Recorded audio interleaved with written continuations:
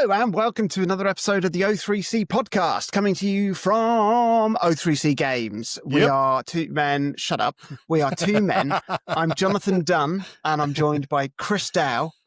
Keep it short. That's me. And we are going around the world in 80 games, 40 countries, 2 games a country. Gosh, nailed it? Yeah, got it. Think so. Chris, we're back. We are back, baby. Little bit of a delay. We're actually we're recording this. It's the 3rd of November, so you'll be listening to this. Things got a little busy. It was my first half term with Nora in full-time school and no childcare. And one of the joys of being freelance is I don't get to dictate necessarily my workload, which was massive. I've had very little sleep, and I'm very, very tired. But I had a wonderful time with Nora. Actually, she's really enjoying playing Animal Crossing. Lovely, lovely big patch coming soon. A very big patch, and also she's been enjoying building Lego with me, and we built the premium Game Boy Lego set. It's a good one. Which it looks I haven't done it. It is stunning. It is stunning. It's beautiful. It was quite almost a little emotional sort of building that with Nora, because I was not much older than she is when I got my Game Boy, and and she really liked the little inserts you get of like Mario and Zelda. And it was just lovely. It was lovely. So that was a great highlight. How have you been? I've been all right. When you were busy doing work and childcare, I went away on a little holiday, so that's why I wasn't here to do any podcast either. So I went down to Devon. I had a nice few days with Georgia down in the very rainy. I was going to say jungle. Then it's not quite a jungle, but it's a foresty area, and we stayed in a little posh hotel and had some nice time together, and that was lovely. And now I'm back at school. And we're back here, and the podcast is a go-go. Should we talk about the games that we've been playing? Yeah, it's more important, to be honest, isn't it? It really is. Stuff, waste of time. Absolutely. Waste of time. I mean, like, given how insanely busy I was, you will be shocked. You won't be shocked. I won't be shocked. The many dozens of hours I've managed to still play just in bits and bobs. Bits and bobs. You know what? Shall I start? Go on. All right. This is the second time now that a sequel to a beloved indie game has come out, blown their predecessor out of the water, and been a Game of the Year contender. First Silksong, now Hades 2. 2Ds. That's that's what it's called. 2 Hades, 2 Furious. That's the one. Tokyo Drift. That's the one. Yeah. Unlike Silksong, Hades 2 has actually been in early access for quite a while, over a year, I think, actually. And the devs at Supergiant have said that they don't know how Silksong was able to be developed behind closed doors to that degree of quality without doing any wide user testing through early access, which is remarkable. But I guess because of like the roguelike nature of Hades, the sheer multitude of possibilities at play at any one time means that it's almost certainly humanly impossible to properly test the game, within just a small indie team. But I didn't play the game in early access because that's not my bag. It's not my bag, baby.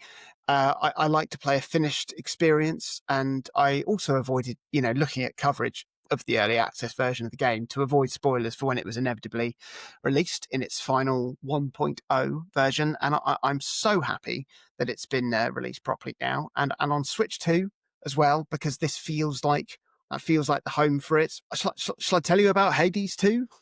2Ds, yeah. Tell me about 2Ds. Yeah.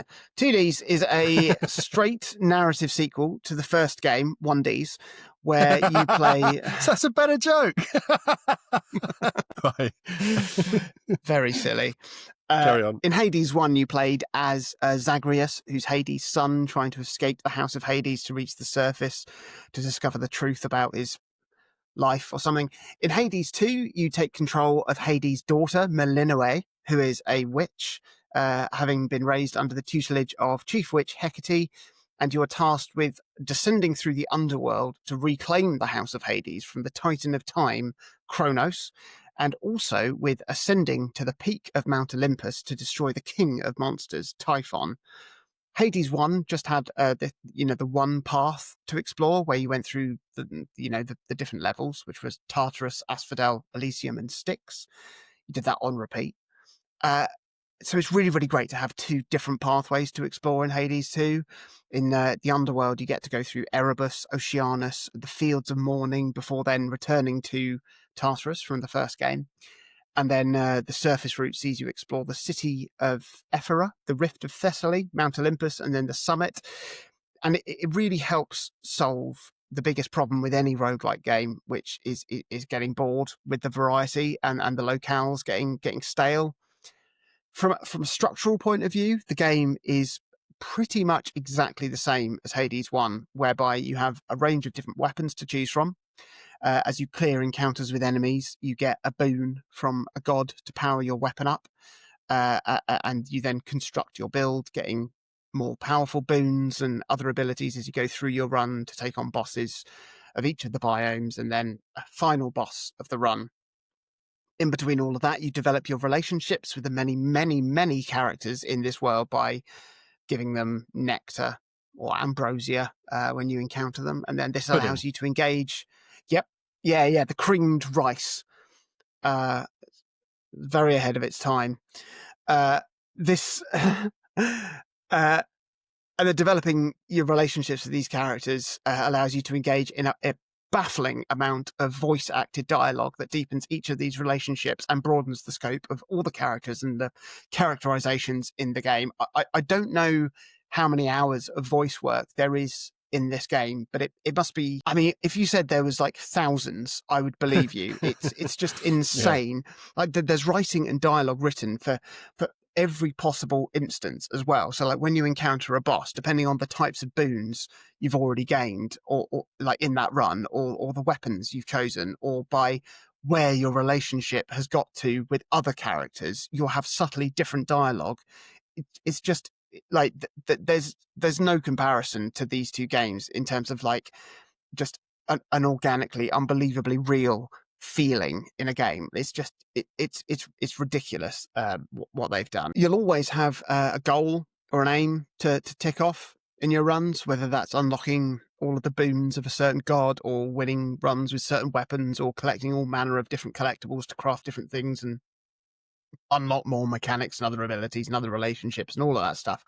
There's always something to have in your mind as your goal when you're going on a run. And I mean, it seems like there is always something to unlock after every run you do, no matter sort of how well or poorly you did. Like there's always a reason to go on another run. And if you get a bit frustrated with trying to pursue one goal, you can shake it up and maybe, explore the surface for a few runs, or tackle one of the challenge runs that you get to do, or spend some currency sprucing up your base area, and or try and just try something different. It's insanely dense and well considered, and all of the characters in Hades 2 are just incredibly well written as well.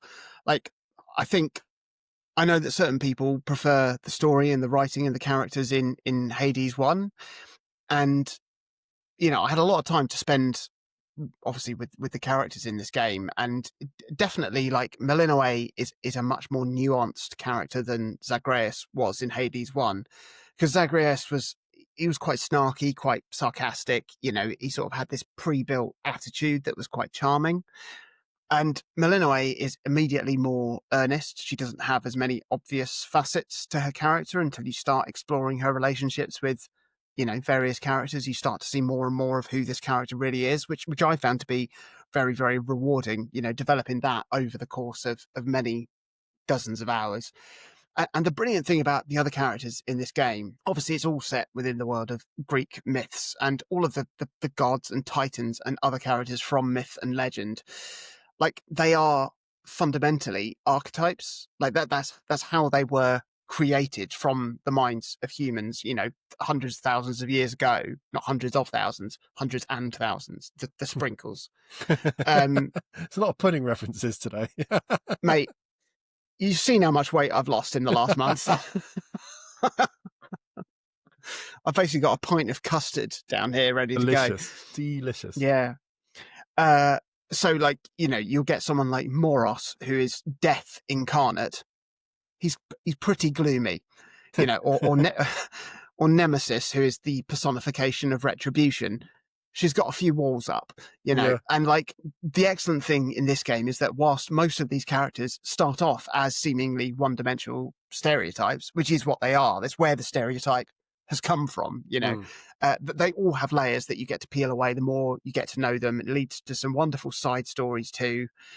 And there was like a more straightforward clarity to the story in Hades 1, which means that the story in Hades 2 doesn't quite have the same narrative punch, but the different aspects of the story that are at play in the story in Hades 2, for me, made it much more engaging, especially because you're engaging with Kronos, the Titan of Time. There's a lot of non-linear, timey, wiggly stuff, that just the scale is much larger, the scope is broader, and whilst that probably does mean you sacrifice a bit in terms of like efficiency of storytelling, I just embraced wallowing just in the epic vastness of it all. Okay. Something I was initially disappointed with in Hades 2 was the variety of gods that you receive boons from in the game was largely unchanged from Hades 1. So you're still getting your lightning boons from Zeus, water boons from Poseidon, boob boons from Aphrodite. But the way they work with the new range of weapons in this game means that ridiculously, I didn't even write that. It's just off the cuff. Likewise, because I'm dieting, I'm thinking of pudding. Saying the word boon that many times, I can't help but think of boobs. Yeah. The way these new boobs work with the range of weapons in this game means that everything feels totally different to play to the first game. And this is where Hades 2 takes a seismic leap forward from its predecessor. And it's safe to say that none of the weapons that Malinois can choose from were instant hits for me in the way that some of the weapons were in Hades 1. Like, as soon as I got, I think it was like the fists in Hades 1, I was immediately sold on them and happily ignored a few of the others. Whereas the balance and nuance of the combat in Hades 2 is so much more complex that each of the different weapons have very different mechanics, but start then at a much broader baseline to allow for then a much bigger scope in variety, in how they evolve as your build develops across your run. And it was mad to see the one particular weapon, the Argent Skull. As soon as I unlocked that, I thought, well, I am never going to use this again. This feels horrible to play with. By the end of my time with the game, it was my most used weapon. And this complexity goes for all of the weapons and is helped by each weapon having 4 different varieties or aspects to choose from, which alters how they work in quite drastic ways too. It was the same in Hades 1, although I didn't actually spend anywhere near as much time sort of playing with them there. So you've got 6 core weapons in Hades 2 with 4 aspects for each one. So that basically feels like you've got 24 different weapons to choose from. And then obviously combined with the multitude of different boons you can combine over your run, it does mean that, every run, even if you're specifically aiming to get a certain build with a certain aspect of a certain weapon, can still end up feeling very, very different. And it says a lot that I didn't really bother actually that much with the post-game content in Hades 1. Once I'd seen the ending, I didn't feel like I had a lot to play for by fulfilling all of the new and harder objectives I unlocked in the post-game. But in Hades 2, I've spent 115 hours in the game. That's a lot of hours. And most of that is post-game content, and I would happily have had more. Even going for the hardest challenges in the game that I never would have tried in Hades 1. So even going for the very, very hardest challenges in Hades 2, I never would have tried in Hades 1. But here I carefully and persistently worked my way towards overcoming them in Hades 2, because the sense of satisfaction that came with it was just obviously absolutely enormous. I actually did boot up Hades 1 for a few hours after I finished my time with Hades 2, and whilst it was fun, I couldn't believe how many little things had been added and improved in Hades 2 that I just couldn't imagine going, you know, I couldn't imagine going back now. Even just like tiny quality of life things, new mechanics, improved navigation and readability, even the change in like the design of the stages and how they look. Like the game is presented in isometric view, and it's a bit difficult to describe, but like Hades 1 had like the near side wall quite visible, which obscured a lot of the action when you were close to it, like near the foreground. And that's much, much less in Hades 2. And like just a little decision like that goes a long way to making the game feel more fun. And having things like the visibility of traps that are around the arenas mean that it doesn't feel like the game's catching you out and being unfair. You know, the fact that like Malinois can dash and stay sprinting, just little things like that. Like to the untrained eye, Hades 2 looks like more of the same thing. You know, could probably be dismissed as just DLC, but I really mean this when I say it, that like the size of the step up between these two games is so much that it makes me want a remake of Hades 1 using the new Hades 2 setup. It's that different, you know? Like roguelikes and roguelites, obviously they're a bit of an acquired taste. I can totally understand why some people don't gel with them or find them boring. And there are many roguelikes that I feel are boring and don't have the nuances of the genre to make them properly addictive or enjoyable, or, you know, to keep playing them. If you didn't like Hades 1, even though Hades 2 is mechanically a huge step up from that game, if you didn't like Hades 1, you probably won't get on with Hades 2. But like, if you loved Hades 1, then my goodness, have you got a treat in store, you know, for this game? And it's something that's difficult with direct sequels for games, certainly for fans of the original, is that you will need to push through a few early bits of narrative establishment and exposition. You know, the characters won't be as nuanced as you left them in the first game because they need room to grow again. And, you know, like I said, the combat and variety in the weapons here does mean that you might not, you know, so quickly click with the game. I mean, I was still finding it incredibly fun from minute one, but then the payoff when everything starts to click meant that, I mean, I had 100 hours of amazing gaming then to enjoy. Any other year, it's a Game of the Year contender. It could be a contender this year. You know, I mean, comparing it to my other roguelike Game of the Year contender, Night Rain, it's something I would love to see if/when we get Hades 3 would be co-op. It's something that, you know, I didn't know I was going to love it anywhere near as much as I did in Night Rain. I'd love to see a Hades 3 that saw you be able to play as Zagreus or Malinois, but then allows you to do 2-player co-op with the two of those fighting together. I get shivers of excitement just thinking about the potential for that. It's very stirring. In the words of Nora, when she saw a big puddle the other day, "Oh, yes, please." It's very pure. Chris, have you played another Game of the Year contender this year? No, I've played a whole bunch of things that I was going to wrap up in little bundles, but thinking about it, nothing I'm going to talk about today, I would say, is Game of the Year potential. You know, we've had a lot of very, very positive stuff over the last few months, especially, but this is more just odds and sods. It's odds and sods from Chris. The usual smattering of 5 out of 10s. That's the one. I'm going to start off talking about some games that I've been playing on my Retroid Flip 2, my little emulation device that I talked about last month, yes. because I still love it an unreasonable amount. It really has hit hard for me.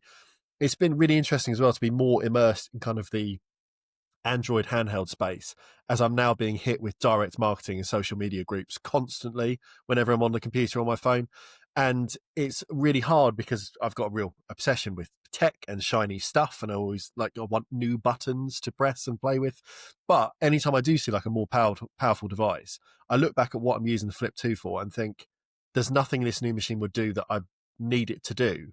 You know, it might be shiny, it might be a bit more powerful, but I just comfortably settled back into whatever I was already playing on this handheld, and it just feels really good. Like I mentioned last episode, this goes up to almost all PS2 and GameCube stuff without really breaking a sweat. And if, like me, people were also dual wielding like a Steam Deck or any like handheld device like that, you're pretty much covered. You've got everything covered. You don't need a more powerful machine. So I played lots and lots of games on this little thing, and I thought I would do this little Retroid retro roundup of 3 titles in particular that I've put a decent amount of time into since we last chatted. So first up is a puzzle game called Sonic Eraser on the Sega Mega Drive. And is that Sega's answer to Mario Paint? No. Sega's answer to Mario Paint, if you want to be accurate, is actually called Art Alive, and it wasn't very good. But no, this is a puzzle game that I'd seen on ROM lists before, but I don't think I'd ever really given it a proper look. I might not have even booted it up. It could have been one of those. But after a bit of research, it turns out this is a puzzle game, like I said, slightly similar to Columns in design. And it launched exclusively for the online MegaNet modem service in Japan in 1991. So this was I remember. an exclusive digitally distributed game for the Sega Mega Drive, released at the turn of the 90s. And as the name suggests, it's Sonic branded for some reason. Like really, really crazy. I mean, they needed everything they could get ready to try and sell it, didn't they? Yeah. I mean, I never would have explored this one in any depth if it hadn't got a retro achievement set recently. And I saw the title pop up, and I was like, oh, I'll give it a go, see what it's like. And I think this sort of game is actually one of the best examples for me as to why I love this website so much, because it's great for encouraging you to revisit games you know and you already love and you've played before.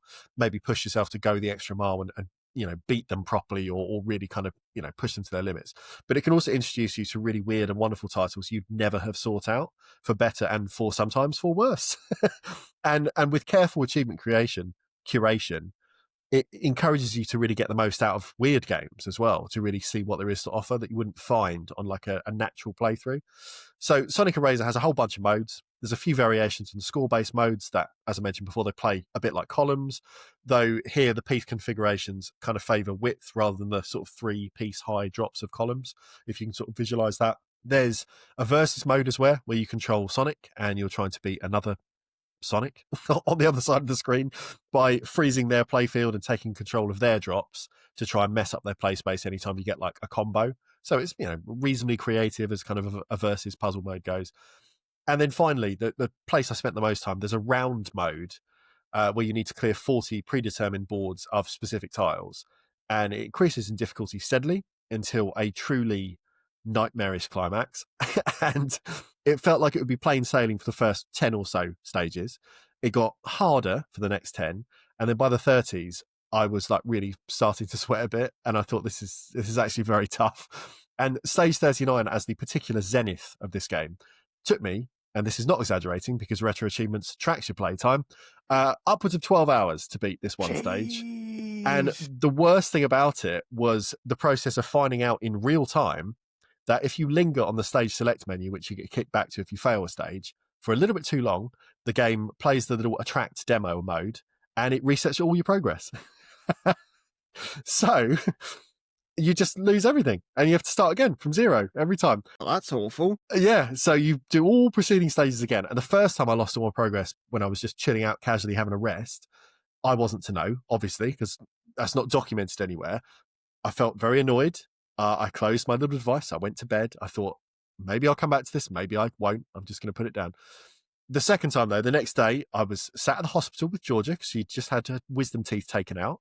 And I was waiting for her to kind of come back from her surgery. And I put down the machine in a panic because her gurney suddenly like appeared in the bay. And I was like, all hands on deck. Forgot what was going to happen. Again, lost all my progress again. But when I finally got through it, I thought at this stage, I'm just going to persevere. I have to give it one more go. That evening, back at home, I felt such an incredible sense of relief.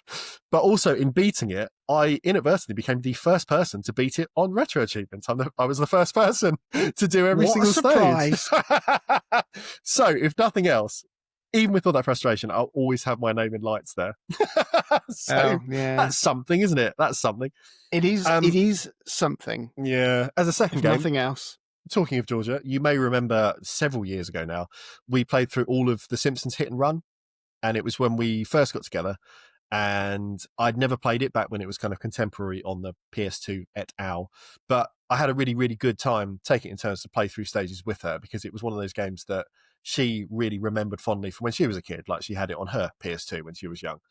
And it was like a really nice early relationship bonding moment. So the other night we were sat kind of watching some rubbish like Married at First Sight or something on TV. And I booted up Hit and Run, and within moments of the game's splash screen and jingle loading, she was like, can I have a go at that? And then she sort of had a go, and she did kind of a few of the missions on the little handheld. And then I thought, well, we could just put it on the big screen then, couldn't we? I could just go back to the Steam Deck. We could do it that way, and we could actually play this properly. And we've spent, I don't know, 15 or so hours now working through it. We're on the 6th of the 7 big stages. It's still quite clunky, but it is good fun. And mainly just because it's something we can do together. So we take it in turns to do a mission. We take it in turns to swear at the awful NPC AI that makes all cars just pull out in front of you consistently at the worst possible moments. That's pretty realistic. Yeah.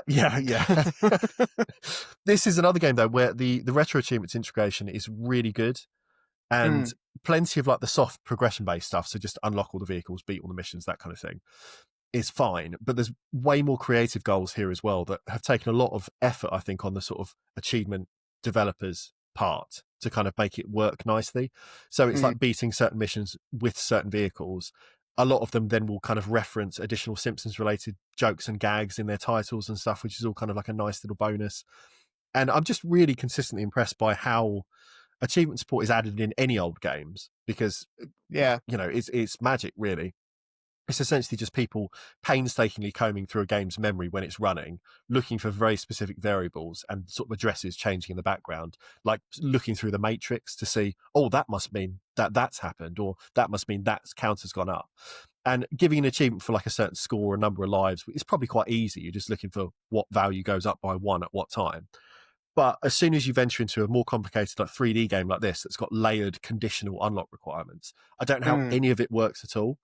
I just can't understand how it works at all. Like, I don't profess to really understand how any of it functions, like the most basic stuff. But hats off to anyone willing to put the time in to get this stuff going for the good of a still relatively small community. Additionally, you might have seen in kind of news semi-recently, Hit and Run has been in the news because a fan group are attempting to create a total overhaul of the game using Futurama assets. And whilst I've never bothered to get into that particular Matt Groening property, I just didn't watch it when I was young. Maybe when it's all finished and the project's done, I'll spend a weekend attempting to get it up and running. Again, really for Georgia to have a look, because it's another show she enjoyed. And it might give me a bit more internet cred, a la my Deadly Premonition guide, if I make it work on the Steam Deck. My Deadly Premonition guide, just to say, still gets at least 1 positive comment a week with someone saying you're a lifesaver. So I've done a service. You have. I have. Lastly, on the retro again, at least something. Lastly, on my retro odyssey this month, I played through the entirety of Jetpack Joyride's PSP port over the space of a week. I love that game. It's great. I can't say much interesting about it because it's just that. I think everyone has probably played it in some format. It's pretty ubiquitous. And I think I can say reasonably competently, if you're listening to this show and you're of a similar age and demographic, you've definitely played it. There's almost no. Go and do it. Get it on a phone. But this is that game as it was on the iPhone originally and kind of other touch devices, but it got ported to the PSP at some stage, and it's exactly the same. And it's the same as when I played it on my own iPhone. It's the same as when I played it on the Vita years later.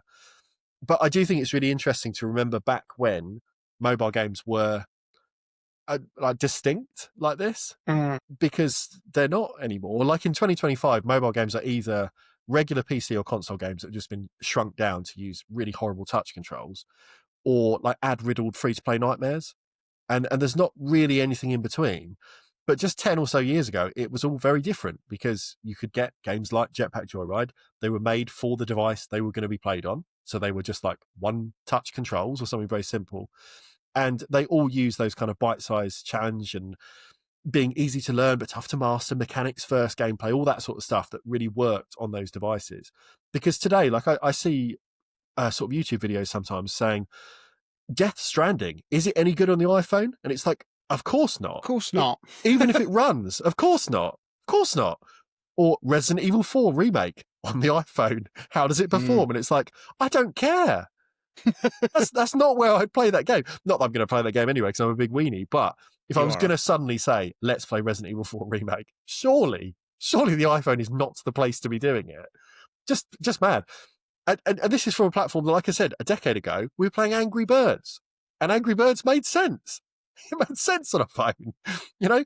So it's just weird. Like on handhelds, we sometimes get these games sometimes that, you know, latch onto that sort of 5 minutes, what can I play vibe that early iOS gaming really understood. And it's always nice to see, because it's realizing that as much as the Switch is a home console, it's also a handheld console and everything else. When a game really says, you might only want to play for 10 minutes, you don't see that as often anymore as we did when we had exclusive handhelds like the Vita, like the 3DS, like the DS and PSP before it.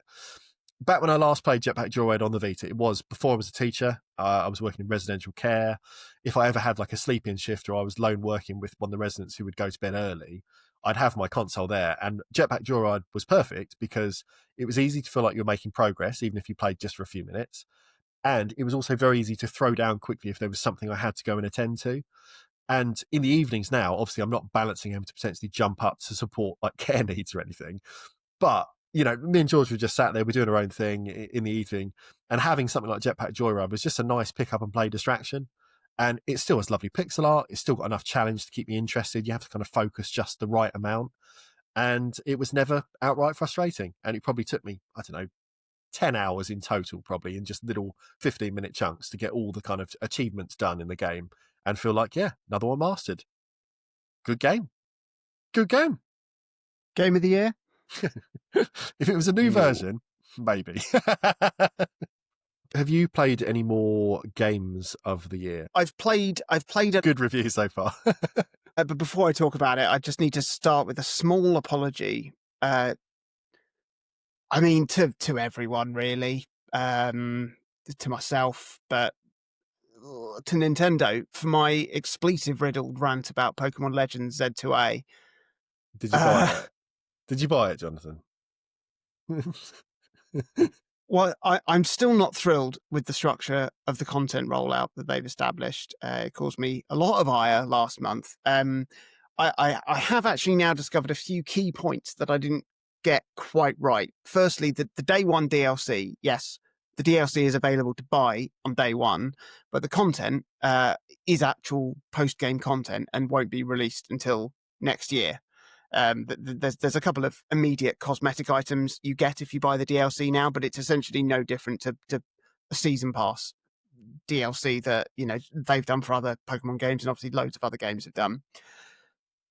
Secondly, something I accused them of is the way that Mega Stones were being distributed in the online-only events. I've been led to believe that the only way to get the Mega Stones to Mega Evolve your starter Pokemon were locked behind this. Not the case. You get those in the game. As it stands, the way that it's working is that every season of the ranked battles, there will be a specific Megastone that you can get. The seasons only last a few weeks at a time, and then it will change to a different stone, which basically means they'll be like introducing a new Mega Evolution every month or so. You don't actually have to do that much in the ranked battles to get that reward either, so I can't gripe too much about that. And it's only the one Mega Stone that's restricted to the ranked battle seasons. All the others are available in the game itself. And, you know, it'll be a nice little sort of content rollout over the next few weeks as they, you know, add in more. So I'd like to be able to say that after I learned of these caveats, I was able to renege on my declaration and procure a copy. The honest truth is that I found out about these caveats because I'm a weak little Pokemaniac who had already reneged on my beliefs to get the game on day one. And I've been playing it like a little weenie and having such a good time that I also bought the DLC almost immediately. Can I just add a little peek behind the curtain here? On the day of release, I received a message from you quite early in the morning, and the way my phone works, others might be the same, it said image, and I was like, without even opening this message, I am going to guess that image is of an order receipt to either collect or have delivered. Pokemon today. Shall I reveal what it was? What did the comments say? Something about being a weak little boy. That's it. But hey, at least I'm honest. Yeah. A second little apology to Emlyn for swearing in the middle of my Poke Rant last episode too. Sorry about that. I don't think a lot of people were expecting this game to be the continuation of the new Legends spin-off series that started with Pokemon Legends Arceus, which was fantastic. It's a semi-open world adventure set hundreds of years before the known Pokemon timeline in a vast and vastipede.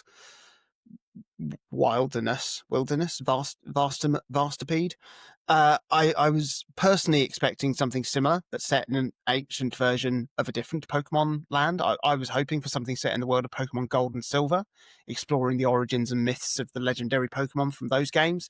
But instead, what we've got is a hypermodern, tech-laden tale set in the capital city of Kalos, which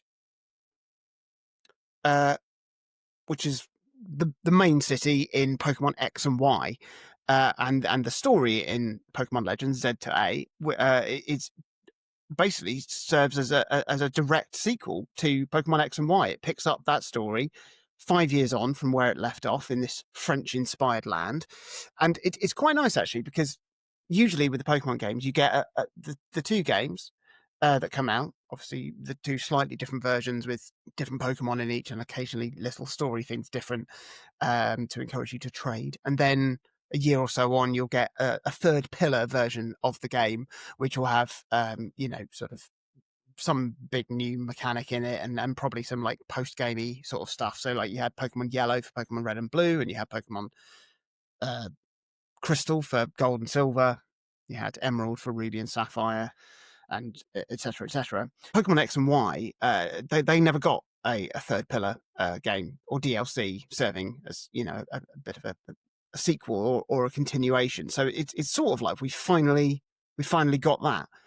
So the game is set entirely in Lumiose City, which is an analogue of Paris, complete with a towering faux Eiffel Tower at its centre. Little Parisian waterways running around, the cafes and boutiques. It's all very lovely. And obviously, because this game is only in this one location, it allows the game to pack the city with a lot of content and details that obviously were never possible on the 3DS. The downside of this is that there is a considerable lack of variety in this game, even though there are like wild zones packed with all manner of Pokemon, dotted around the city. There's a day-night cycle that brings a lot of variety to the activity and the wildlife in the city. There's a whole plane of exploration across the rooftops of the city, which is really, really cool.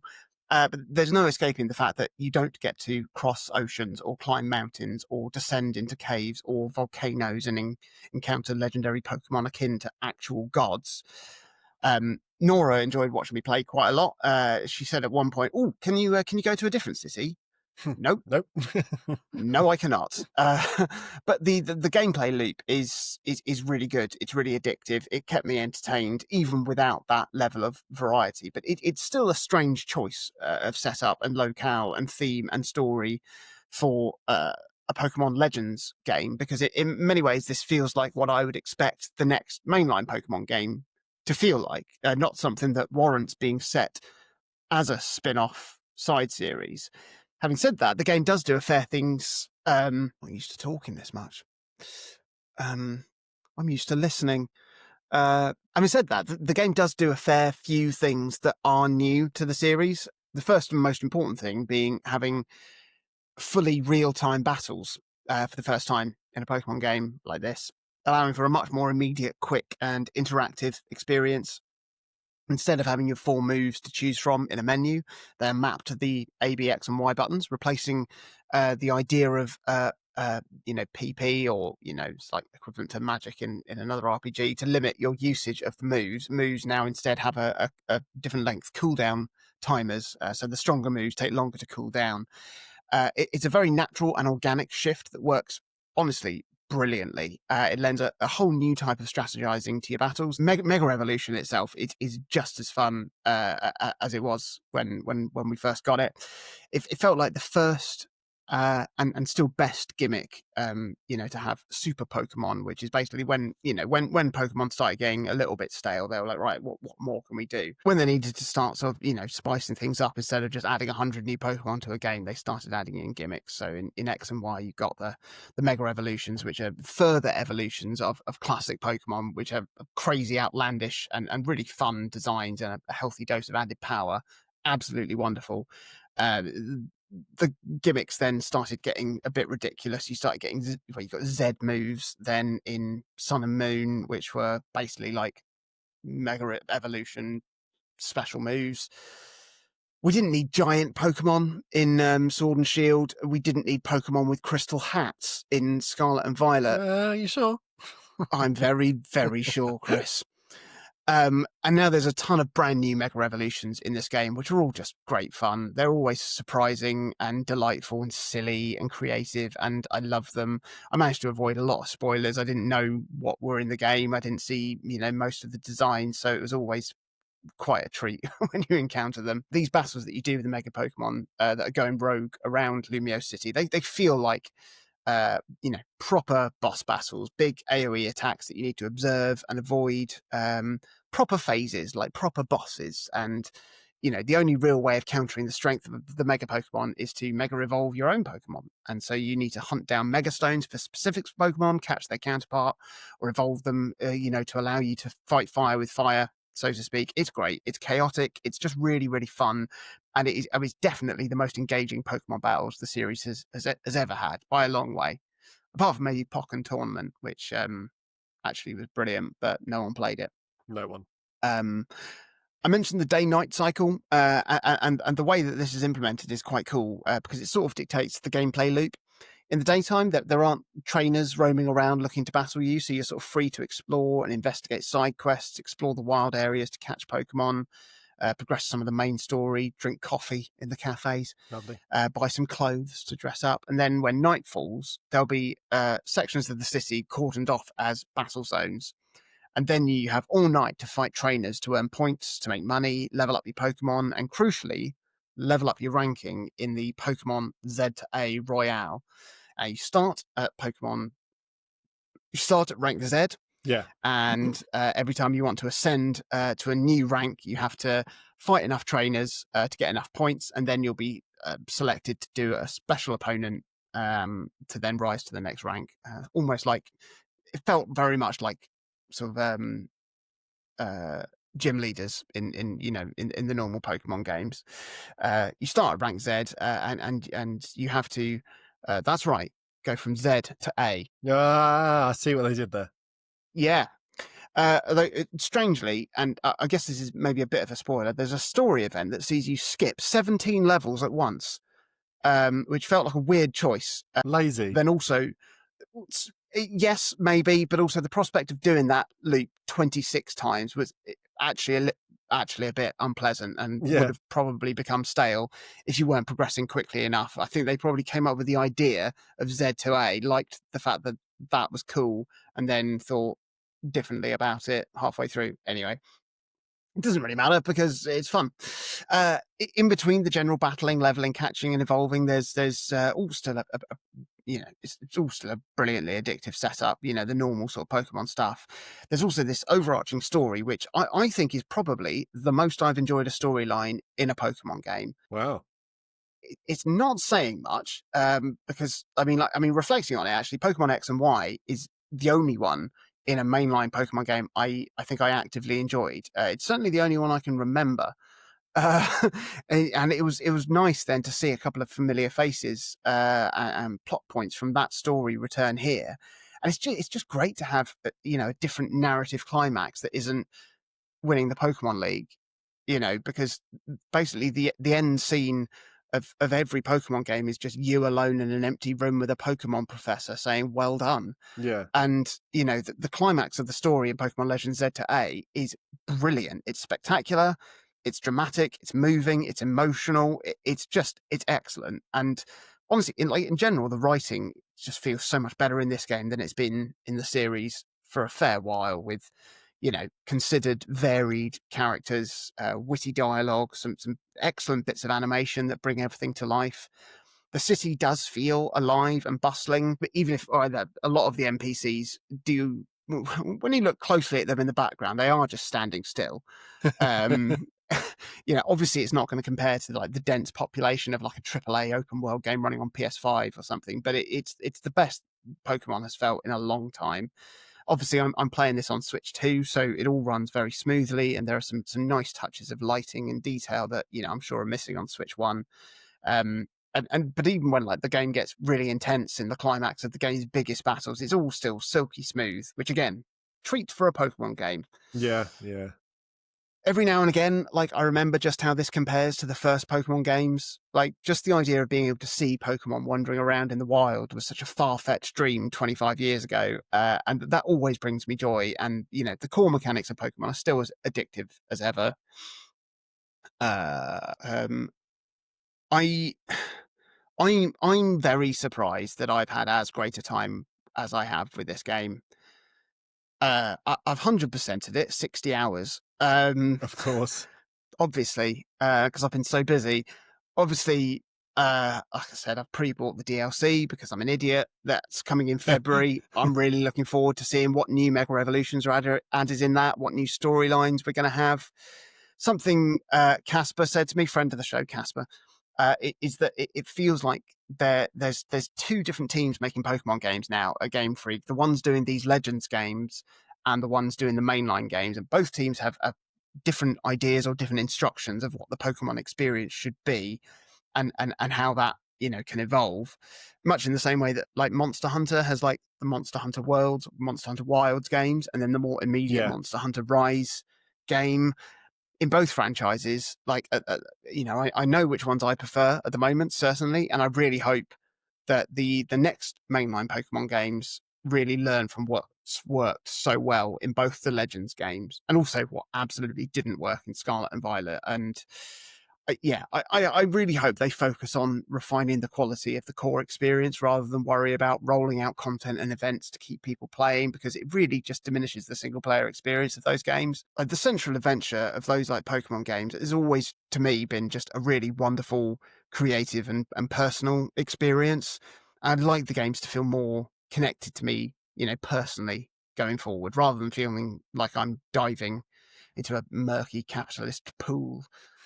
But all in all, I'm pleasantly surprised with this game. It's not Game of the Year, but it's definitely the best Pokemon game since Pokemon Legends Arceus. I'm happy to have been proven at least slightly wrong in their distribution method, but it's still a bit grubby, but just go and wash my hands and carry on. You played anything else? Oh, yeah. To make sure this episode runs as long as humanly possible, I've decided to do similar to my first little chunk talking about retro games, and now do the same for a few modern games. So we get another grab bag. Here we go. Here we go. First up is a Vampire Survivors clone I've been playing off and on for a couple of years now, called Ninth Sentinel Sisters. And it's essentially Vampire Survivors but sci-fi, with a dash of anime thrown in for good measure. You're controlling a mech driven by your choice of sister. These are all synthetic clones that are attempting to wrestle back control of a distant Earth from an alien infestation. But the story is largely irrelevant, and me describing the gameplay is pretty irrelevant and pointless too, because it just boils down, like so many of these games, to be a case of killing all the things to level up all the things. The bullet heaven, action roguelike, power fantasy, whatever you want to call it. It follows much of the Vampire Survivors framework pretty well. And Ninth Sentinel Sisters isn't really anything remarkable, but I wanted to give it a nod because for the longest time, it looked to be an early access project that had just been abandoned. Like I bought it back in, I think 2023, Steam says, and that was when I was clamoring for more Survivors likes, when I was like big into Vampire Survivors. And even then, people were already complaining about a lack of updates and communication from the developers. But I picked it up cheap. I picked through the game's challenges one by one and eventually kind of started to realise that I wouldn't even be able to beat the game because several of the achievements referenced stages and characters that just weren't implemented.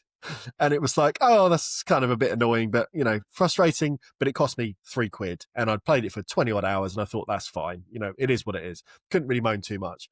However, out of nowhere, at the end of September 2025, the game was updated to hit version 1.0 after literally 2.5 years of silence. And they added new characters and weapons and a new UI and balance tweaks and all sorts of other stuff.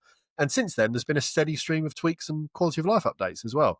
And it's gone from a game that I'd totally written off as being enjoyable, but forever, sadly, unfinished, to one I can actually really recommend if you've worked through the survivors pool, but still fancy a bit more. So yeah, it is what it is. It's Vampire Survivors like, and it's pretty good. So that's game number one. Next up, I wrote this before Halloween. So I wrote approaching Halloween, but obviously now we are after that. It was my turn to make my way through the Exit 8. And after a few evenings playing in little 20-minute pockets, I both escaped the subway loop and found all the anomalies. I played it to completion. Now, you were right last month in saying both that the game is not particularly scary, but also right in observing that the atmosphere was probably going to fuck me up anyway. Like, the game is very, very clever in how it deploys many of its anomalies. So you have kind of lights flickering just as you're about to sprint around the corner to the next safe loop. You've got subtle differences with the soul NPC walking along, but you only really realise when you're standing like nose to nose with him. And at first, I found it easier to play when Georgie was sat next to me, helping me spot these anomalies. But soon her presence made it so much worse because it suddenly felt like both the game and her were potentially gaslighting me into seeing things that weren't there. So I'd walk down and be like, we're good. And then she'd go, oh, but what about, is that door the same? And I'd be like, fuck's sake, I don't know. I don't know if the door's the same. And then I walk around and it'd say 0 again. It was like, I don't know what's going on. I don't know what's going on. I'm still struggling to understand how this is now a film because to my mind, unless the production team can do that same thing, can gaslight entire audiences into believing things are happening on screen when they are not, I don't know how it can ever be called a successful adaptation. And obviously the thing about film is it's static. The thing that's filmed is the thing that's on the screen. So unless they're very, very clever with how things are presented, I don't know how this works. But it is, I think, the Exit 8, a game of real economy. You know, it's extremely effective execution of an extremely simple idea. And yet, despite its simplicity, it really did get to me. Like, boy howdy, if I didn't let out an audible and genuinely fearful gasp when, with my virtual nose pressed basically against a virtual clip frame poster looking for differences, I realised the poster was expanding in size ever so slightly. It's so stupid.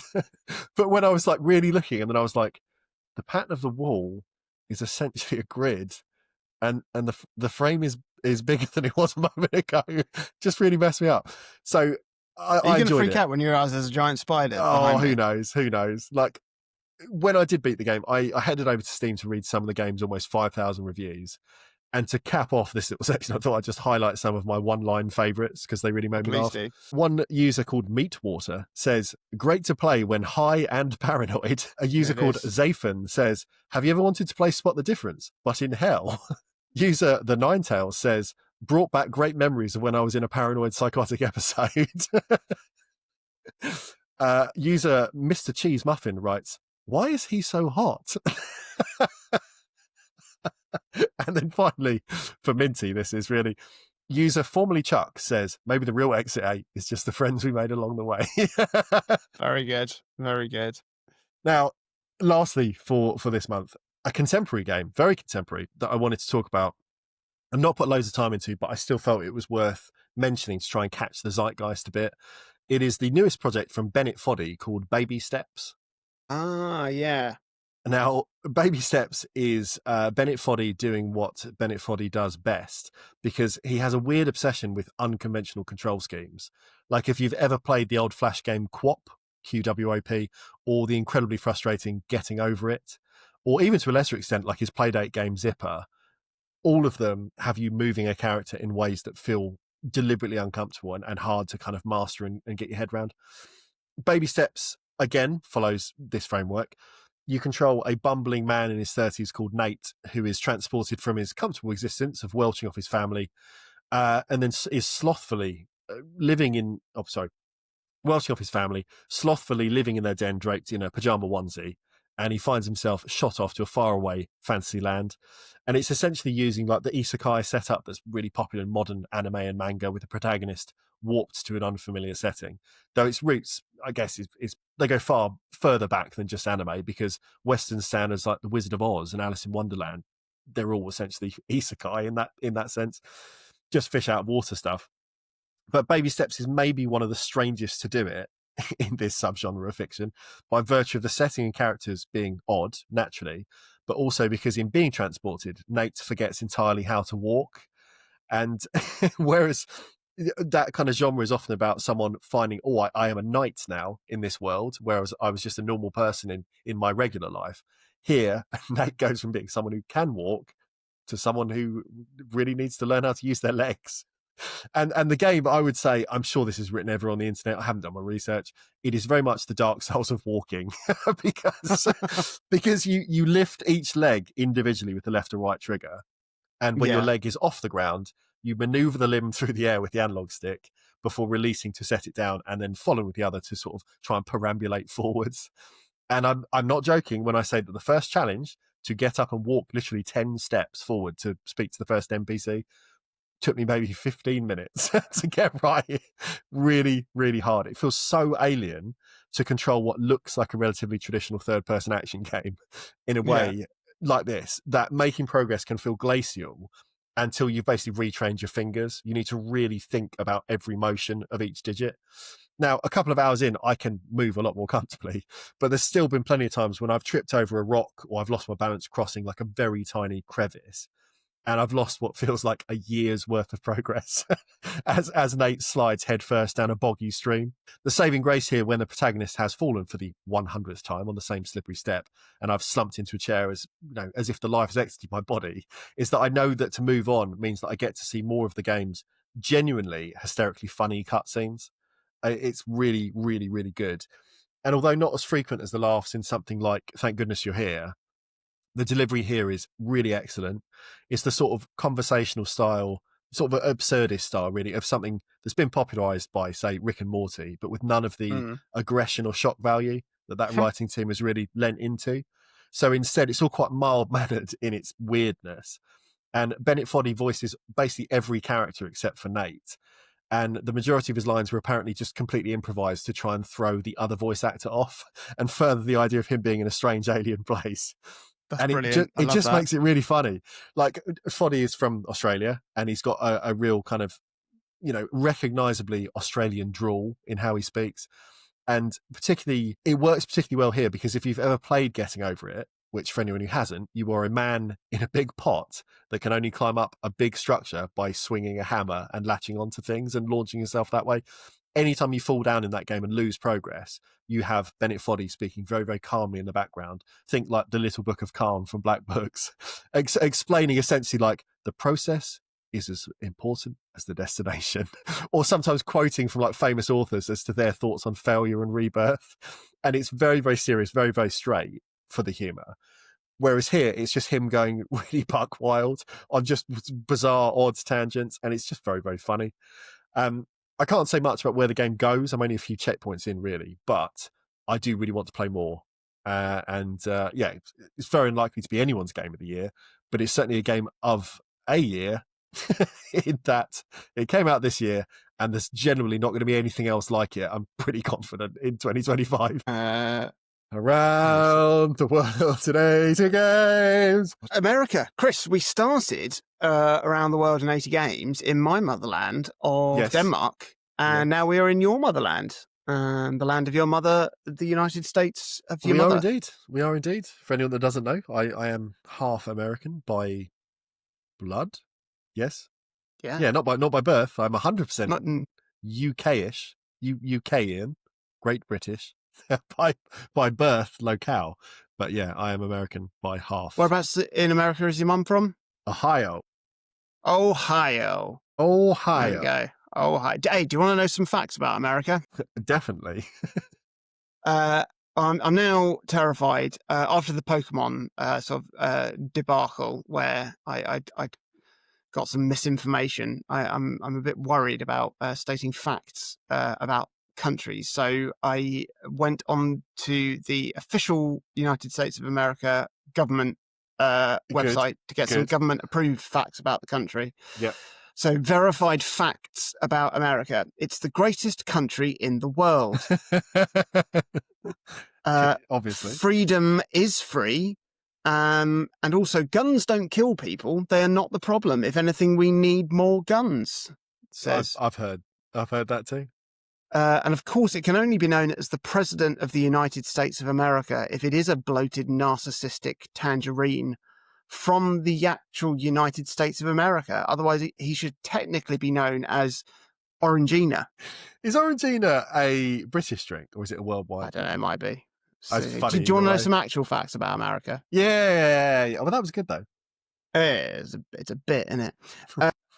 For almost 100 years, it was illegal to serve cherry pie with ice cream in Kansas, apparently. Something to do with the temperance movement and dissuading indulgence. Speaking of indulgence, over 8 million slices of pizza are served in the US every day, which equates to about 100 acres of pizza. Wow. Yep. The states of Idaho, Iowa, Kansas, Montana, Nebraska, Oklahoma, Wyoming, and North and South Dakota all have more cows than people. That's nice. I like cows. Isn't it? And of course, it can only be known as a New York minute if it is a psychological temporal obfuscation caused by the general busyness of the city of New York. Otherwise, it should technically be known as a sparkling jiffy.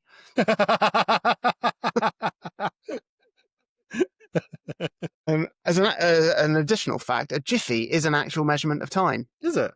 Yep, it's used to measure the period of an alternating current power cycle, which equates to a 50th of a second. Or, very, very if quick. You're in the US, a 60th of a second. That's a pretty good joke as well. Yeah. No, that's true. 50 or 60? What? Yeah, because it's AC, 50 hertz and 60 hertz, isn't it? Oh, yes. Okay. Yeah. I was thinking purely about like TV refresh rates back in the 90s, but I suppose that's the same reason, isn't it? Yeah. Wanker. Do you want to talk about games, Chris? What are all the games that have ever been made in the US, Chris? Right, so it's a big list. No, it's be insane. The USA, this one has been pretty horrendous to cover. That's why we put it off for so long. Every other place we've talked about so far, I could at least put something together that was kind of semi-educated, a pithy roundup of a few games people might know, a few they might not. And in some cases, I could kind of try and offer like a sweeping generalization about a developer's style or something even the broader national approach might be to kind of game design. But America, this is less a case of pulling big names and saying, oh, did you know that Atari were American? And more a case of me foolishly standing up at the front of the class and going, right, today we're going to summarize video games because it's big. The American games industry isn't just large. It is unarguably really the backbone of modern gaming as we know it. So everything from the birth of home consoles originally to the rise of online play to the billion-dollar kind of blockbuster franchise that we have now, America's fingerprints are all over the very best and the very worst of the whole games industry. It's almost everything has ended up coming from there in the way we recognize it now. So this will be a quick, not that quick, to be honest, but wildly incomplete tour through some key moments and some key studios that defined some bits of gaming in the United States. And by extension, the world, like I said, because it has had a big influence. So we'll go right back. In the 70s and the early 80s, all about the arcades. It's quite interesting that of the 20 countries we've already covered, few, if any of them, really made any particular splashes in an arcade setting. But evolving from pinball parlors, the American arcade, similar, yet very distinct to kind of the parallel evolution of the Japanese arcade, was the real birth of the American games industry as a whole. So indeed, even when home consoles became standard, and I'm sort of jumping forward a bit here, replicating arcade experiences was kind of the mission for a long time on home consoles in America, even as Japanese developers pushed more for kind of role-playing and character development and stuff like that in the late 80s. America was more about, can we play Space Invaders at home properly yet? Can we play these games I recognize, but in my house? And in the arcade, one name towered above all of the rest. It was Atari at the start, and they were essentially the first true household name in games. Like, you could make the argument in the US, at least, that company basically invented the commercial side of the industry, like cornerstone stuff. So in terms of games, they were responsible for Pong and Asteroids and Centipede, like all these arcade classics. And for a long time, they rode seriously high. And as much as Nintendo became the term that was, synonymous with video game when the NES launched, Atari was the same placeholder in the late 70s and early 80s. Are you playing your Atari? That kind of thing. Through a sort of megalomaniacal hubris. Through a sort of megalomaniacal hubris, Atari also gave us one of gaming's biggest cautionary tales, because as the 80s rolled on, the company had overextended. They flooded the market with rushed, not very good games. And it culminates in the story that even the most amateur games historians probably know, that the tie-in game E.T. the Extraterrestrial was printed at such high volumes and selling in such low quantities that tens of thousands of the carts were stuffed in landfill. This was a story that was once thought apocryphal, but was substantiated in 2014 as part of a Microsoft-funded documentary, because they dug up the desert until they found them. And there they were, all these carts. This period is now known as the video game crash of 1983, when confidence in games had plummeted so far and the industry was just looking like it was completely done, like imploded overnight almost. Of course, it was our pals in Japan that would save the day, because Nintendo came along and went, would you like the NES? It's not video games, it's an entertainment system. And video games as a term had become so toxic in America that American retail really liked that this wasn't a game in the same way, even if it was. And it took a bit of time to kind of get up to speed, but by the mid-80s, the NES was selling like gangbusters, and then it became the turn of American developers, once at the top of the pile, to basically beg Nintendo for development licenses. So Nintendo were very closed for a long while to say, we make the games, or we license very specific people to make games for us. And it was everyone in America going, can we ever go, please? Because you're making an awful lot of money now. So it's Nintendo, nice that we've got that now with all of these devs trying to get hold of Switch 2 dev kits. Basically. Oh, the good old days. Basically. So Nintendo stole the retail headlines for a lot of that decade, but American studios were quietly kind of rebuilding too, but in very different directions at first. A couple big names from that recovery period: Sierra and LucasArts. They were working on home computers, because home computers had weathered the video games crash because they did other jobs. The need for spreadsheets and accounting software essentially saved the games industry, because these companies could say, well, that's still in the house, so maybe we just make a little game for that now. But Sierra gave us King's Quest and Space Quest and Leisure Suite Larry, all like very important point and click games, all full of personality and wit, and the kind of try everything on everything puzzles that define a whole generation of adventure games. They were obviously refined then by LucasArts, who I mentioned, with Monkey Island, Day of the Tentacle, Grim Fandango. Like, these titles extend well into the 90s, but crucially were hits not just because the machines that they were played on, but because they had moved basically 180 degrees away from the reflex-based gameplay of the arcade. It had really sent the whole industry in a different direction. It wasn't that arcade on its own had become poisonous, but there was a very clear through line from Atari shitting out thousands of anomalous Breakout and Space Invader clones to LucasArts finding like huge success with puzzly narrative games. I think it's very obvious how that kind of works when you look back.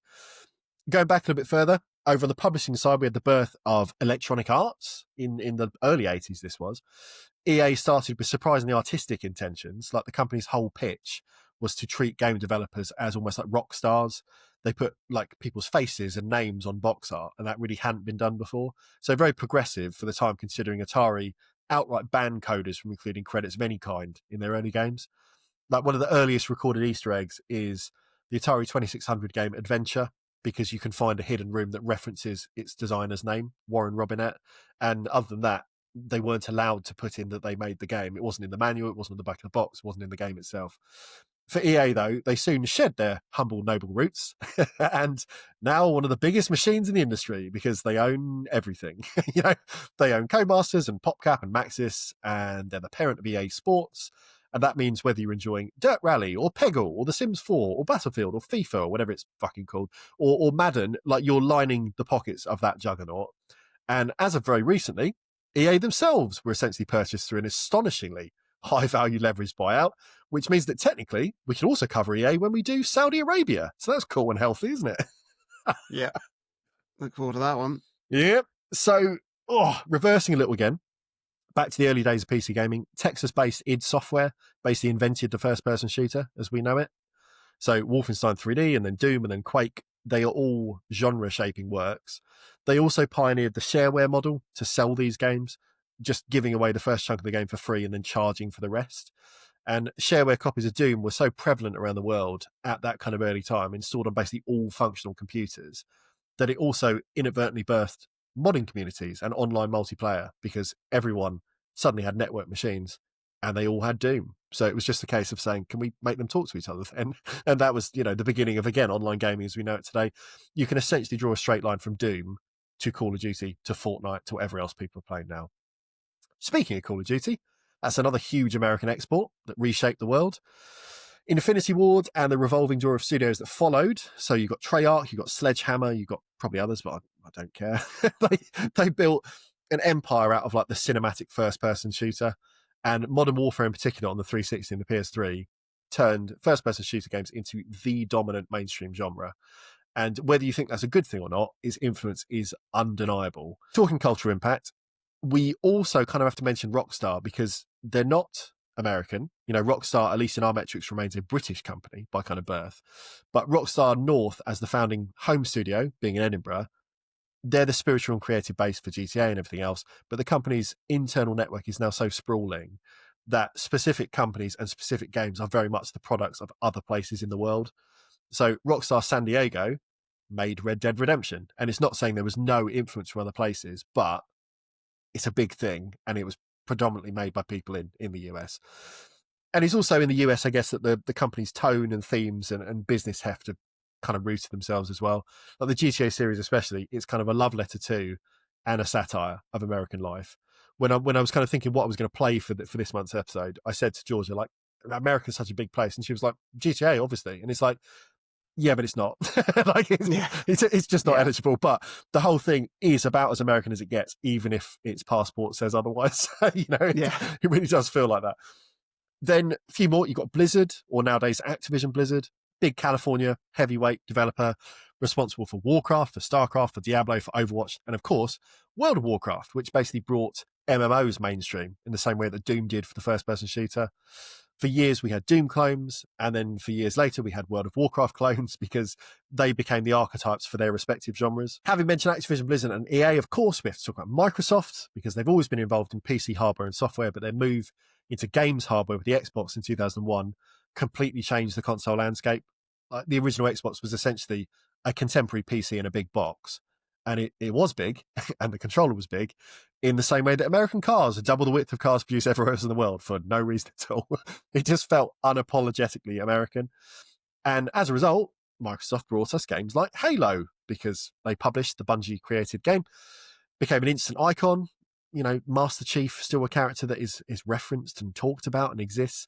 And the success of kind of Xbox Live basically built the template for modern online console gaming. If Doom did it for kind of home computers, Xbox Live was, birthed by Microsoft. That said, it is hard to ignore how rough things have been for Xbox lately. After 20 plus years in the console race, it really feels like Microsoft has lost sight of what its brand is.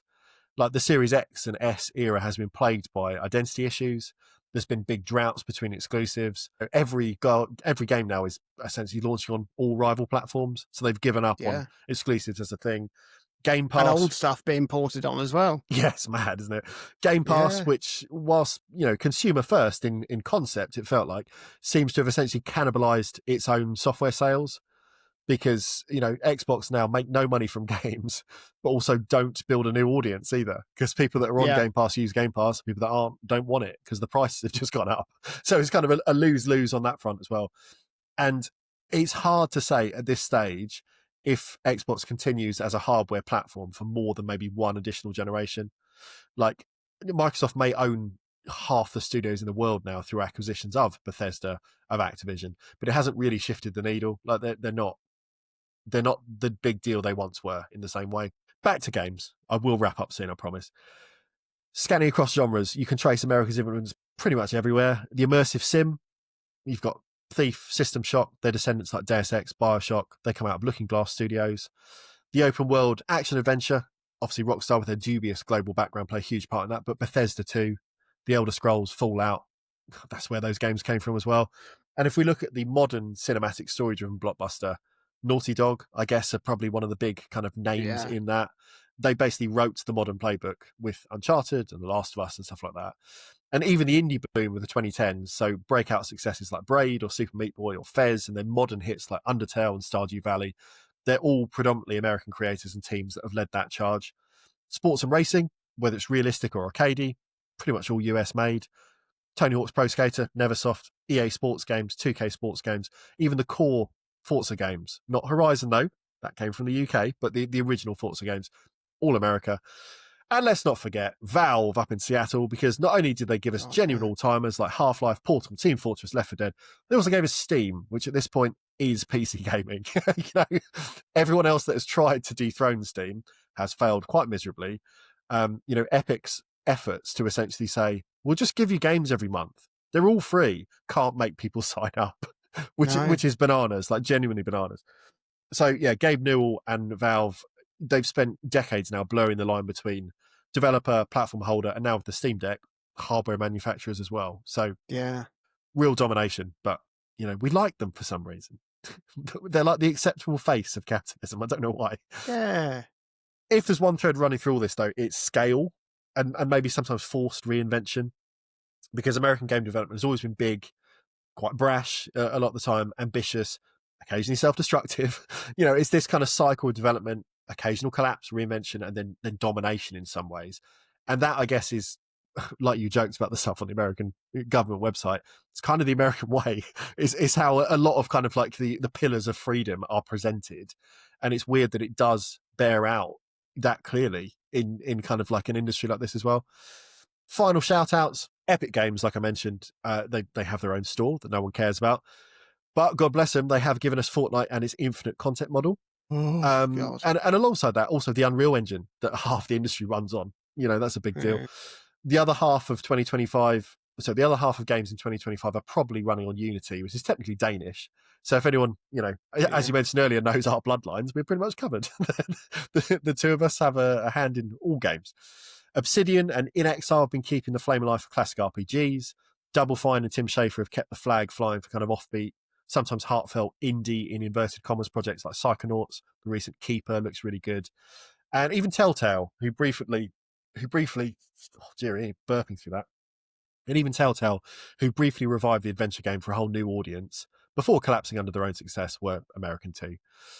So that is my non-exhaustive, but feels exhaustive, attempt to summarize the US as neatly as possible in games. It's a mess, but through this lens, you can basically trace the evolution of the whole medium.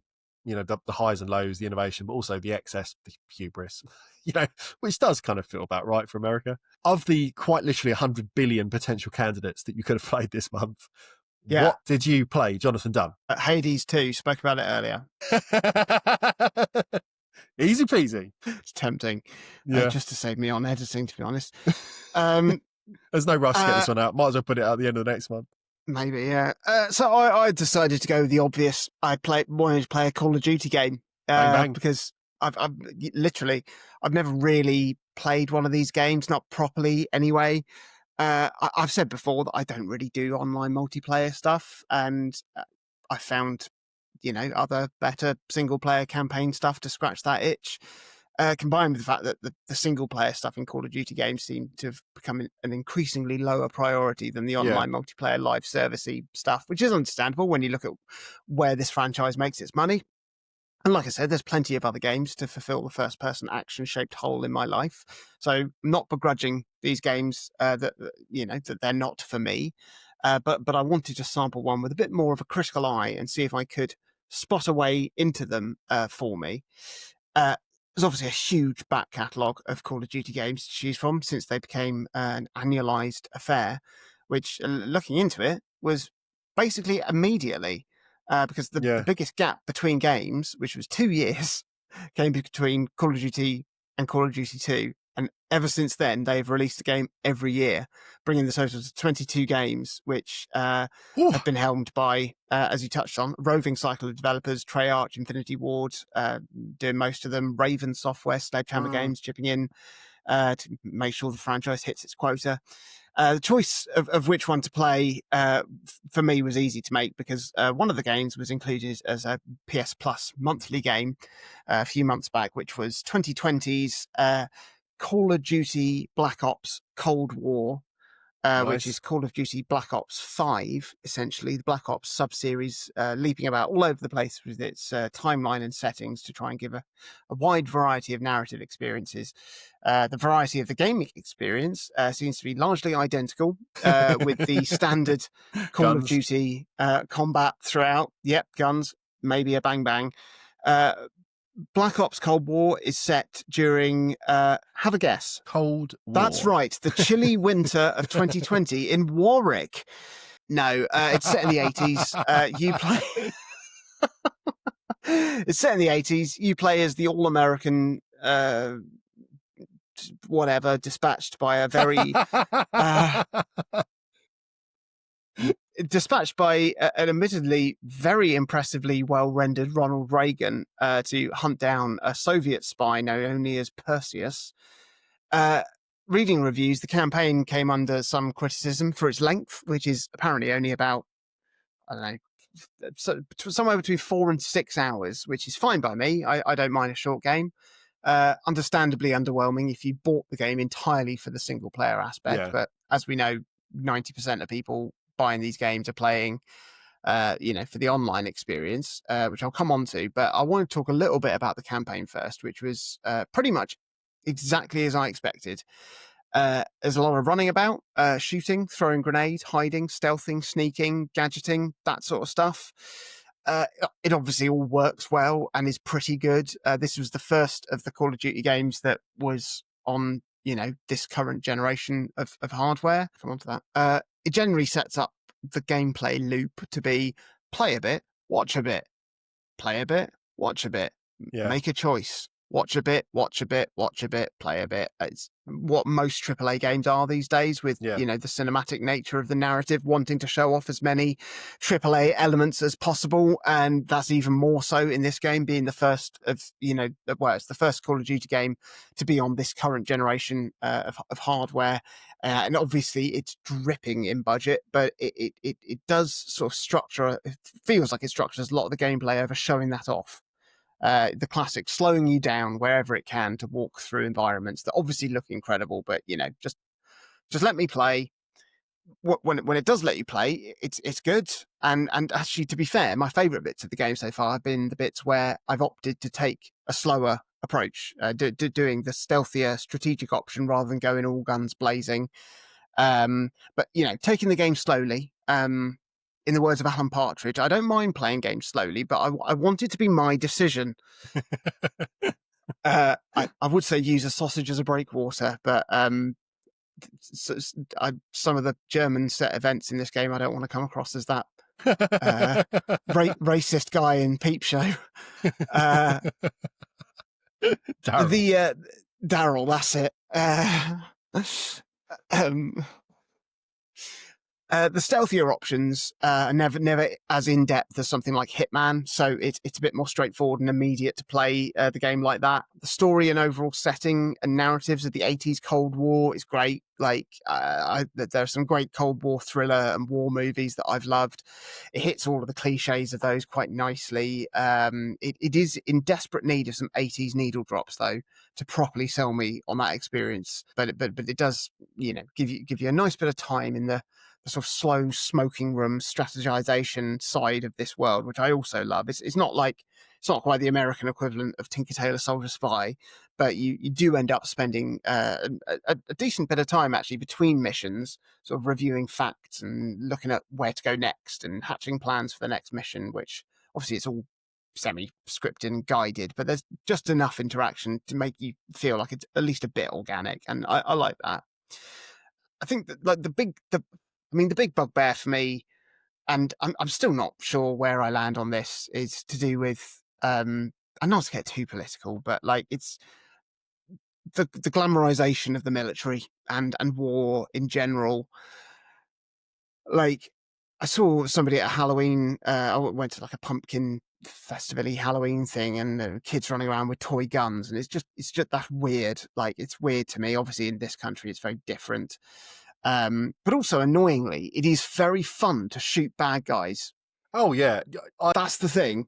I, as a slight aside, I went for a stag weekend number of years ago now, but as part of it, one of the activities was we went to like a shooting range, and never shot a gun before in any context. And I was like, I just feel really weird about this because, I always see myself as, I might play games that have guns in them, but I think, I'd like to think of myself as a pacifist. I wouldn't want to fight anyone. I wouldn't want to shoot anything. So we went, you set up, you've got your shotgun, the little clay pigeon goes up. As soon as I hit one, I was like, well, that's the best thing I've ever done in my life. So it's a real, it's a real problem. But the guns feel really good. Yeah, like exactly. Shooting a bit of clay out of the sky, unbelievable. Yeah, like obviously in this game, everything's being set up for you to feel like an absolute hero.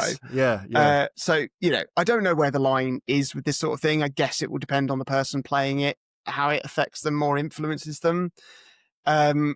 I spoke like way back when we were doing our rankings about like the difference between something like This War of Mine and the importance of having a game like that actually shows like the reality of war. It's not just, but the thing I will say for me is that like the Call of Duty games kind of want to have their cake and eat it in terms of glamorizing, war and fighting and the military, but also making it dark and gritty and have you make complicated moral choices, but also then have trophy achievements pop up when you do. Yeah. So there's no point wringing your hands over whether to throw a suspect off the roof or spare him for interrogation, because when you do choose to throw him off the roof, as I did, it sort of presents as a bit of a dark human moment. And then ding ding, trophy achievement. Like something like Counter-Strike, whilst on the surface can look very similar to something like the Call of Duty games, very much knows it's a game. It doesn't try and be something that it's not.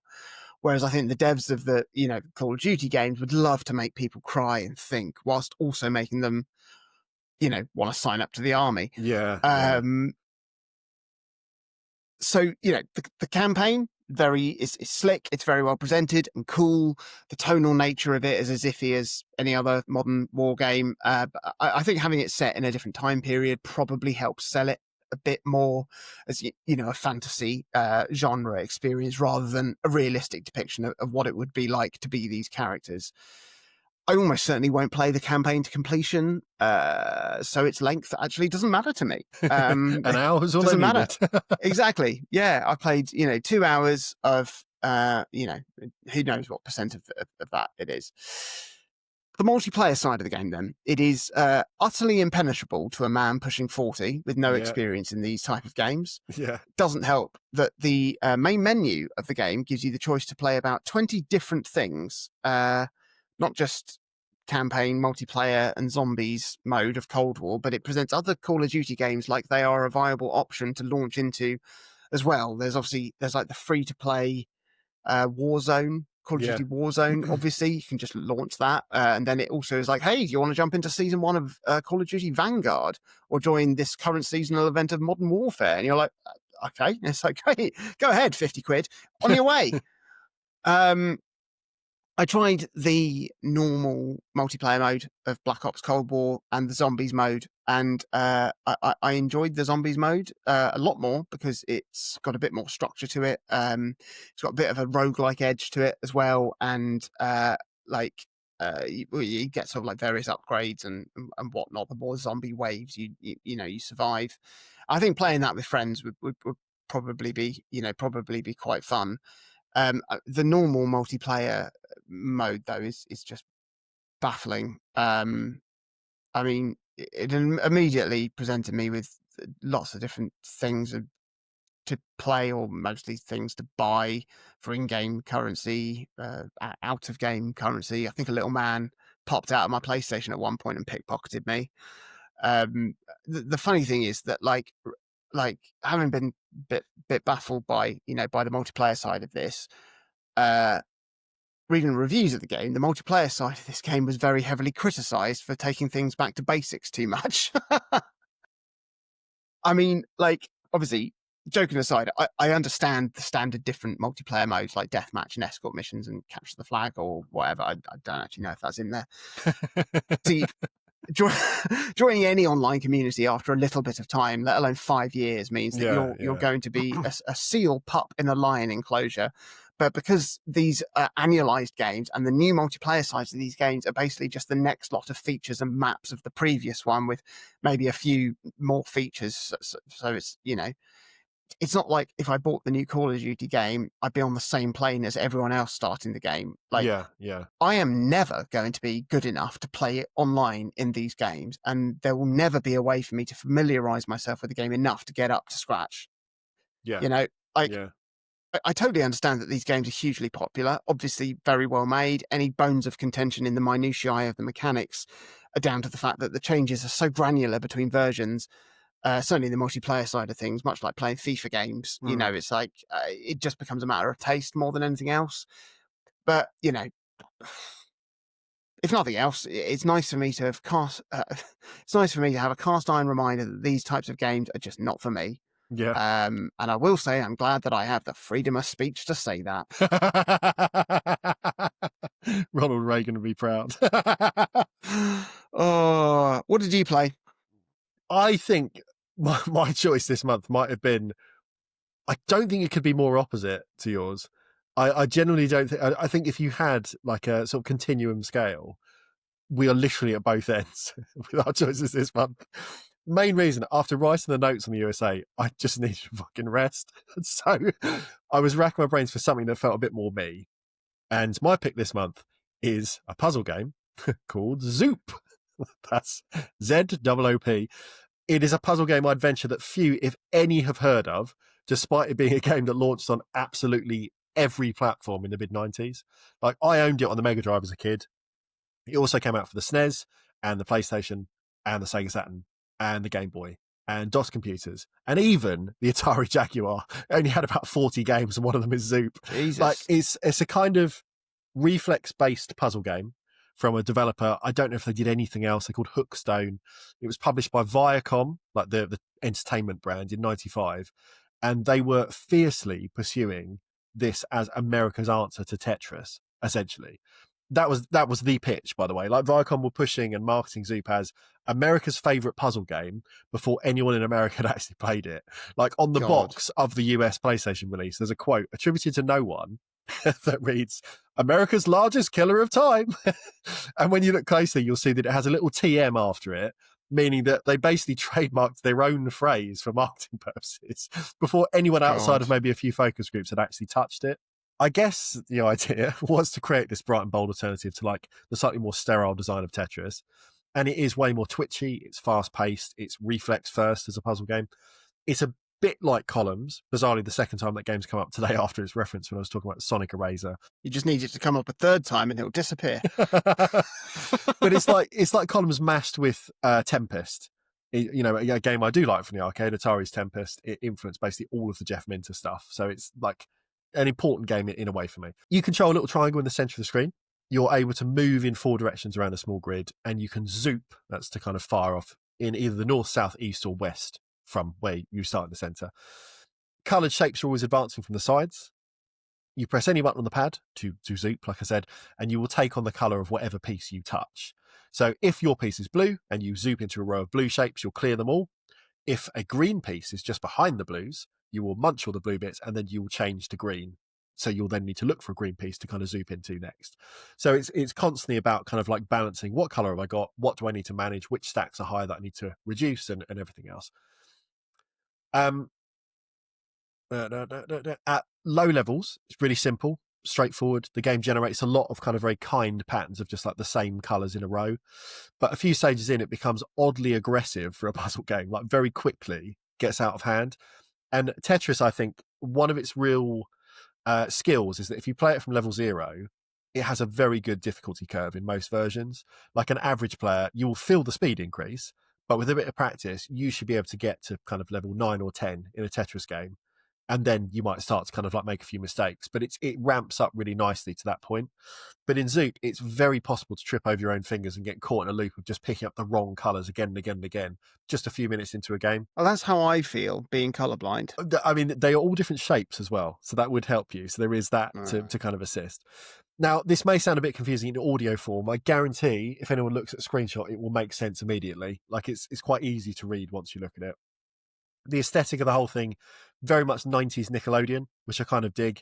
And it does make sense because Viacom were the parent company for Nickelodeon. So there's every possibility they did that intentionally. The music too, no matter the version you're playing on, is pretty great. Like obviously platforms like the Saturn and the PlayStation have CD audio, but the versions of the songs condensed down for the SNES or the Game Boy, they're pretty toe tapping as well. Like I've enjoyed the versions I tried. I think Zoop is really fascinating as a cultural artifact, not really just as a game, but as kind of an early attempt at forcing the manufacture of a national hit. You know, as a spoiler, it didn't do very well at all. Never received any sort of sequel after this big push. And it absolutely did not become America's Tetris because Tetris became America's Tetris when the Tetris company was established and formed the year after Zoop released in the US. But it's still a charming little time capsule, I think, of 90s US industry optimism. All the same. You know, it was essentially taking a serviceable but unremarkable product, flooding the market so people were forced to engage with it, either through word of mouth or through ads or whatever. And then the expectation was just like, oh, I guess we profit now. And that didn't happen. But I do like Zoop. You know, I was never very good at it on the Mega Drive as a kid, but I've made kind of a concerted effort these last few weeks to try and get a bit better. And there are kind of power-ups to try and strategically use that I'd never understood as a kid. But it allows you to maybe like get rid of all of a certain color on one side or a whole row, regardless of what colors are built up and things like that. And there's also scoring strategies to kind of like deliberately leaving a long chain of the same color, because if you zoop through all of them, like start to back, you get a bigger score and things like that. Like it's not got the mechanical simplicity and therefore mechanical depth of Tetris, because there's a bit too much to manage to ever be comfortable to like learn properly. And I do wonder if restricting the game's kind of less lanes of attack at lower difficulties would have made it more inviting for people to try and get better at. Like maybe starting with just the upper part and then add the bottom and then the east and west bits later. But we'll never know because no one cares about Zoop. And I would be genuinely surprised if any media outlet of any size, like our size or smaller, has talked about Zoop this calendar year other than me.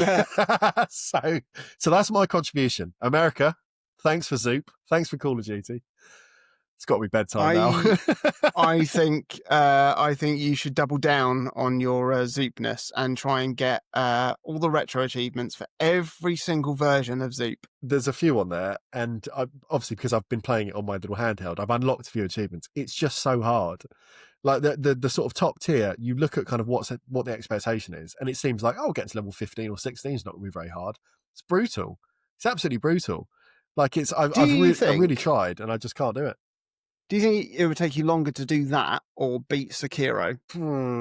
I think I would find it easier to persevere with Zoop, bizarrely. Because I've been thinking about this a lot, not just in relation to kind of Zoop and stuff like that, but when a game is bigger and also might have a narrative thread, and it also has like more variety, essentially. You know, something like Sekiro, I know you were essentially doing the same thing. You were working out how to kind of better work through encounters, but it does feel different each time.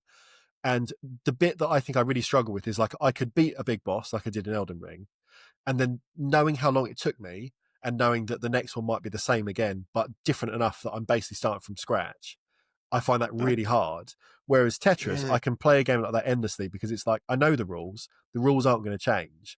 So it's just about, can I lock in and get better at doing that thing? Nothing on screen is going to be any different. And I find it very soothing in a way that I don't find playing bigger games like that.